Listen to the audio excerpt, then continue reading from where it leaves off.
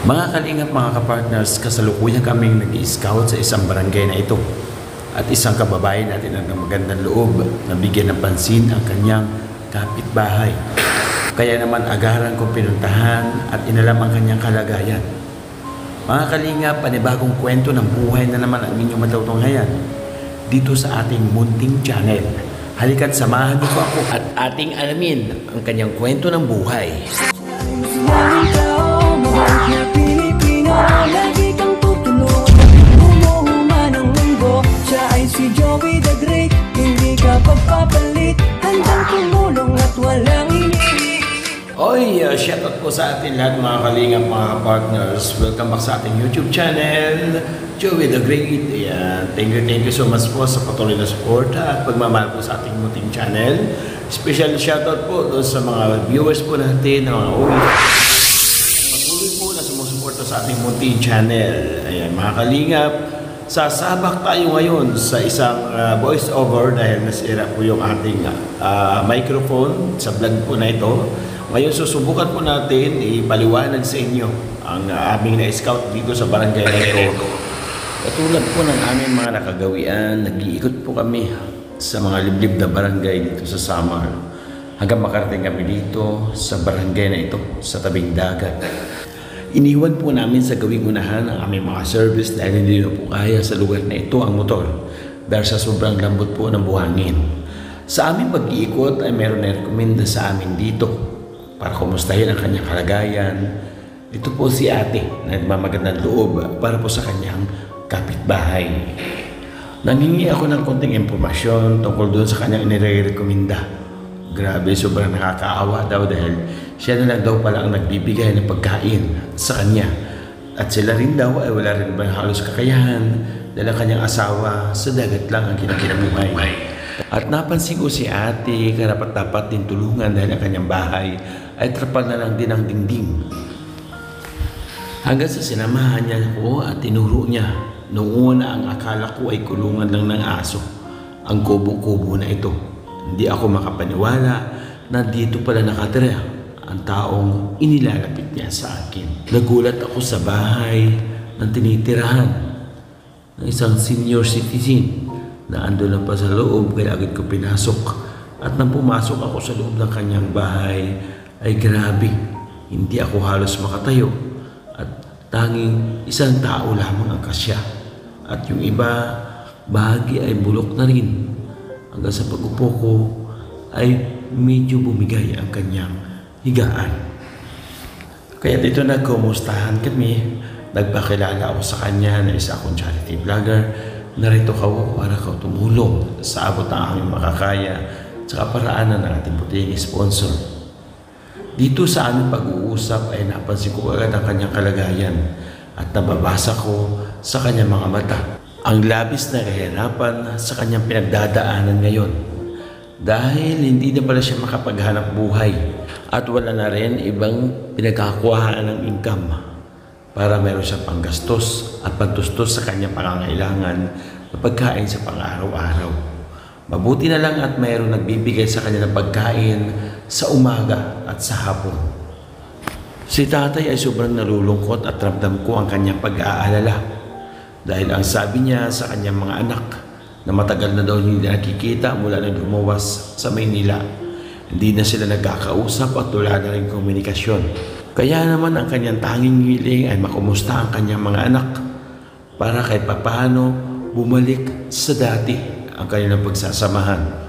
Lalo na't ngayon nalalapit ang kanyang kaarawan, wala siya ibang kahilingan na magkasama-sama silang pamilya. Masakit sa isang ama na pagdating sa ganitong sitwasyon ay walang dadamay sa kanya.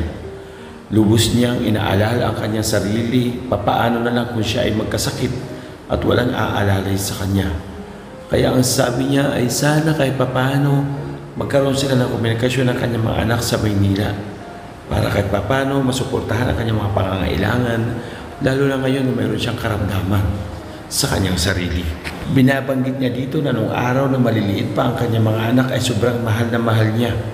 Lahat ng bagay at lahat ng trabaho iginagawa niya para sa kanyang mga anak para makapag-aral at maisaayos ang kanilang buhay. Subalit simula nang mamatay ang kanyang asawa, ay tila namuhay na siya ng walang karamay. Kaya naman pilit niyang ibinabangon ang kanyang sarili sa paraan na mga kaya niyang gawin. Hindi tulad nung araw na malakas pa siya, na pwede siya magdagat at pwede magkupra sa bukid. Kaya naman, binigyan ko siya ng bigas na nanggaling kay Ate Jones. Salamat Ate Jones sa iyong pagmamahal at nakakapagbigay tayo sa ating mga beneficiaries ng mga pabigas na napakalaking tulong para kay tatay. At ngayon bibigyan din natin siya na nagmula kay Manay Tri Anderson na kanyang pang-ulam-ulam at panggastos. Mabuti na lang po at mayroon tayong masusugid at mahal na sponsor para makapagbigay tayo sa ating mga kababayan na lubos na mga nangangailangan.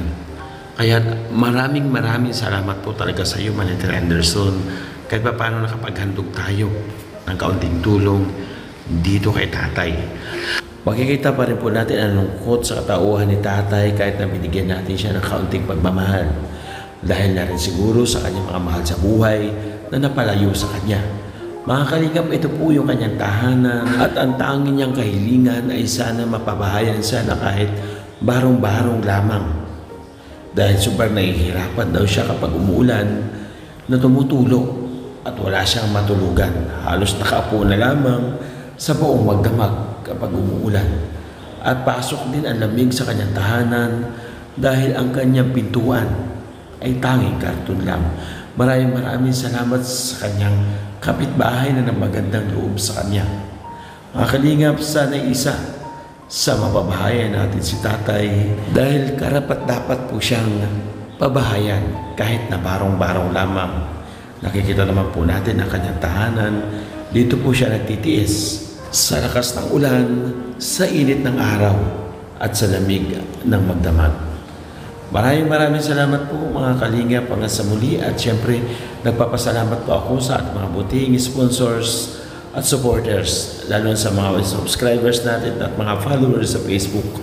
Maraming salamat po sa inyong patuloy na suporta sa aming paglingap dito po sa Samar. Sa katulad po ni tatay na ating nabisita ngayon, karapat-dapat po siya natin bigyan ng tulong at pagmamahal dahil sobrang nangangailangan ng tulong. Ayan, pasalamat na po ako mga kalingap sa ating kapartners, family sponsors na walang sawa po nagmamahal at sumusuporta po sa ating munting channel. Especially po sa nagbigay ng kulay sa ating vlog po ngayon sa Manay Tri Anderson.